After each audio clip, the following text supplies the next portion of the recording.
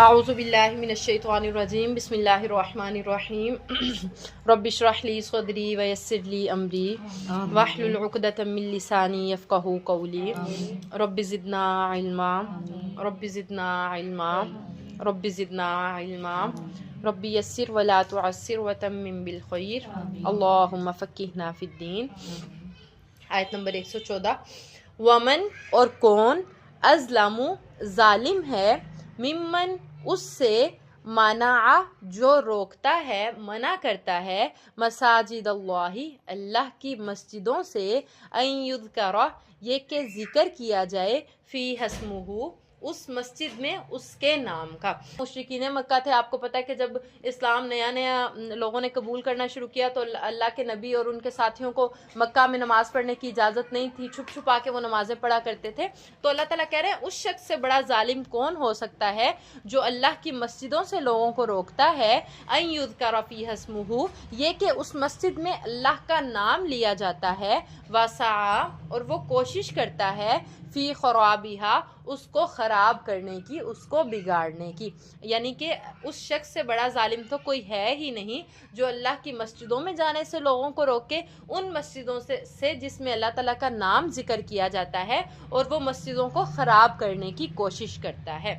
سمجھ آئی؟ اولئک یہ وہ لوگ ہیں ما کان لہم نہیں ہے ان کے لیے ان یدخلوہا یہ کہ وہ اس مسجد میں داخل ہوتے الا مگر خائفین ڈرتے ہوئے۔ یعنی انہیں تو چاہیے تھا کہ اللہ کی مسجد میں جب داخل ہو رہے ہیں تو اللہ سے ڈر کے داخل ہوتے، اپنے اعمال کی وجہ سے، اپنے گناہوں کی وجہ سے اللہ تعالیٰ سے ڈرتے ہوئے داخل ہوتے، بجائے انہوں نے خود کیا داخل ہونا، لوگوں کو بھی داخل ہونے سے روک رہے ہیں۔ تو یہ وہ لوگ ہیں انہیں چاہیے تھا کہ وہ مسجدوں میں ڈرتے ہوئے داخل ہوتے، لہم ان لوگوں کے لیے فی الدنیا ترجمہ کریں دنیا میں خزیون رسوائی ہے، ولہم اور ان کے فی لیے الآخرۃ آخرت میں عذاب عظیم بڑا عذاب ہے۔ شاباش ان لوگوں کے لیے جو اللہ کی مسجدوں میں لوگوں کو جانے سے روکتے ہیں، ان کے لیے دنیا میں بھی رسوائی ہے اور آخرت میں بھی ان کے لیے بہت بڑا عذاب۔ وَلِلَّهِ الْمَشْرِقُ وَالْمَغْرِبُ ترجمہ کریں اور اللہ ہی کے لیے ہے مشرق و مغرب۔ جی، اور اللہ ہی کے لیے مشرق اور مغرب ہیں۔ فَأَيْنَمَا تُوَلُّوا پس جہاں کہیں بھی تم پھرو گے، فَثَمَّ پس وہیں وجہ اللہ اللہ کا چہرہ پاؤ گے۔ اللہ کے چہرے سے مراد کہ جس طرف بھی تم جاؤ گے اللہ تعالیٰ کو موجود پاؤ گے۔ یعنی آپ عبادت کرتے ہیں، آپ نے کوئی ایک ایسا نہیں ہے کہ آپ نے کوئی ایک فکس جگہ کر لینی ہے، ایک مسجد میں صرف اللہ سن رہے ہیں، گھر میں نہیں سن رہے، ایسا نہیں ہے۔ آپ جہاں بھی دعا کریں گے، جہاں بھی عبادت کریں گے، جس جگہ بھی آپ اپنے گناہوں کی بخشش طلب کریں گے، اللہ تعالیٰ انسان کی شاہ رگ سے بھی زیادہ قریب ہے، تو وہ انسان کو ہر جگہ ہی سنتے ہیں، اس کی ہر دعا کو قبول کرتے ہیں، اس کی ہر دعا پہ اس کا جواب دیتے ہیں۔ تو اللہ ہی کے لیے مشرق اور مغرب ہے، پس جہاں کہیں بھی تم پھرو گے، فثم وجہ اللہ پس اسی طرف اللہ کو پاؤ گے۔ ویسے وجہ کا میننگ ہوتا ہے چہرہ، چہرے سے مراد یہ نہیں کہ اللہ کا منہ ہر طرف ہے، مطلب یہ کہ اللہ تعالیٰ ہماری شاہ رگ سے زیادہ قریب ہے، تو ہر جگہ پہ اللہ تعالیٰ ہمیں سنتے ہیں۔ جہاں بھی ہم دعا کر رہے ہیں، جہاں بھی اس کو پکارے ہیں، جہاں بھی ہم تکلیف میں ہیں، کوئی اس کے لیے فکس جگہ کرنے کی ضرورت نہیں ہے۔ ہم یہ کہیں کہ اب ہم گھر میں ہیں تو اللہ تعالیٰ ہماری نہیں سن رہے، ہم مسجد میں جائیں گے تو سنیں گے۔ ہاں، مسجد اللہ تعالیٰ کا گھر ہے، ادھر ہم اللہ کے زیادہ قریب ہو جاتے ہیں۔ جیسے ہم خانہ کعبہ میں جاتے ہیں، بیت اللہ میں جاتے ہیں تو اللہ کے بہت قریب ہوتے ہیں، جو دعا مانگی جائے فوری قبول ہوتی ہے۔ دعائیں ہمارے گھروں میں بھی قبول ہوتی ہیں، لیکن بات یہ ہے کہ کچھ ٹائم ہو سکتا ہے اس میں ہمارے لیے بہتری ہوتی ہے، کچھ ٹائم لگ جاتا ہے ہماری دعائیں قبول ہونے میں۔ جب وہ بہتر وقت آتا ہے، بہتری کا وقت آتا ہے، تب اللہ تعالیٰ ہماری اس دعا کو قبول کر لیتے ہیں، لیکن دعائیں قبول ضرور۔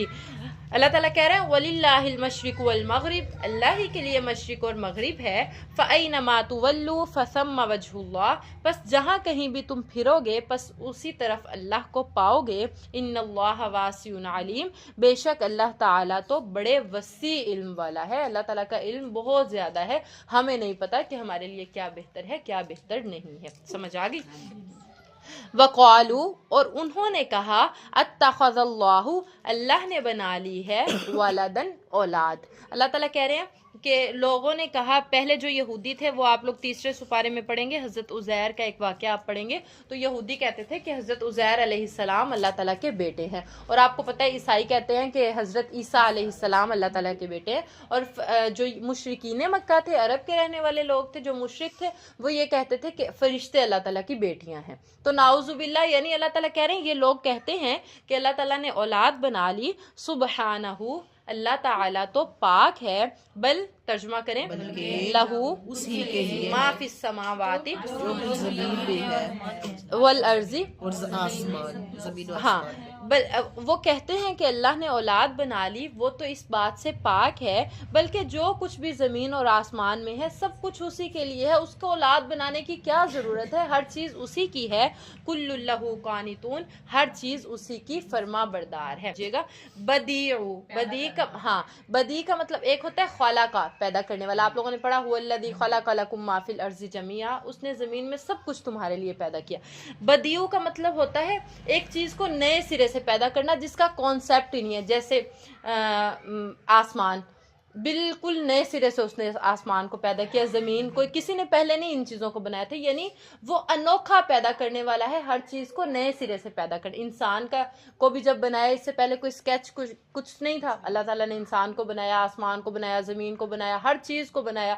کسی پھل کی مثال لے لیں تو وہ ہر چیز کو نئے سرے سے پیدا کرنے والا ہے۔ اس کا صرف میننگ شاید قرآن مجید میں پیدا کرنے والا لکھا ہوگا، لیکن آپ نے فرق خالق اور بدیع میں رکھنا ہے کہ خالق بھی پیدا کرنے والا ہے اور بدیع یہ اللہ تعالیٰ کے نام ہے۔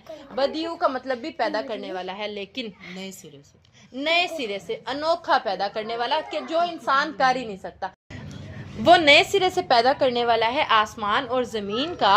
وَإِذَا، اور جب، قضا، وہ فیصلہ کرتا ہے، ارادہ کرتا ہے، امرن، کسی کام کا، فَإِنَّمَا يَقُولُ لَهُ، تو پس بے شک وہ اس کو کہتا ہے، کن، ہو جا، فیکون، پھر وہ کام ہو جاتا ہے۔ یعنی اللہ تعالیٰ اس بات سے کہہ رہے ہیں کہ اللہ کو اولاد کی کیا ضرورت ہے، وہ تو اس بات سے پاک ہے، ہر چیز اسی کے لیے ہے، وہ ہر چیز کو نئے سرے سے پیدا کرنے والا ہے، اور جب وہ کسی کام کا فیصلہ کرتا ہے تو وہ کن کہتا ہے، کام ہو جاتا ہے۔